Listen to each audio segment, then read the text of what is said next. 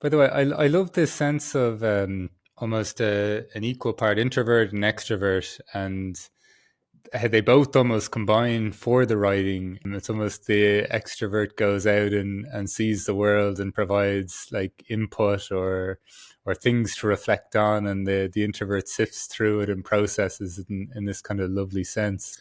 Yeah, I And think it's a real it's a kind of economy in the yeah, generic sense of that term, right?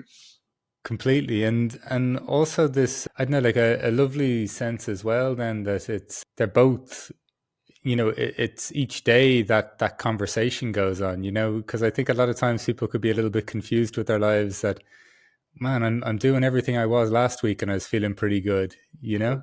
Right, right, exactly. For me, one of the I learned at one point in my life, I learned a little bit about making pottery on a wheel. Took some courses and hung out with some potters.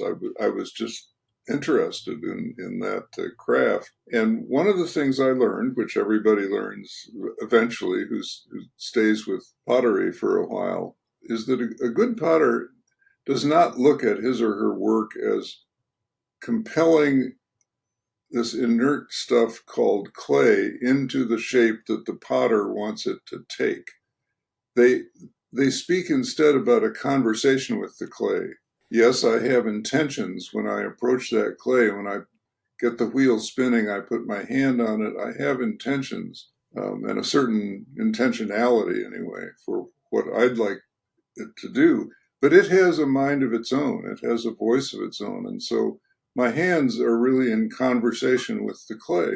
And good pottery, comes out of having a good conversation with the clay.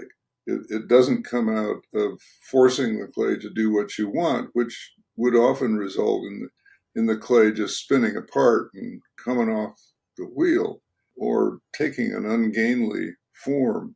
And that impressed me. When I heard that, I thought, yeah, life is a lot like that. We're in conversation with a world that, and this is key, I think, and especially as a challenge to Western culture, we're in conversation with a world and with other beings who are not malleable, infinitely malleable, and therefore cannot, and will not take any form we want to force them into. I mean, a lot of the Western mentality about approaching the external world, both the material world and the human world, is, by God, I have an aim for this, and I'm going to force it to come, to assume the shape I want it to assume, whether that's another person or a river or a forest.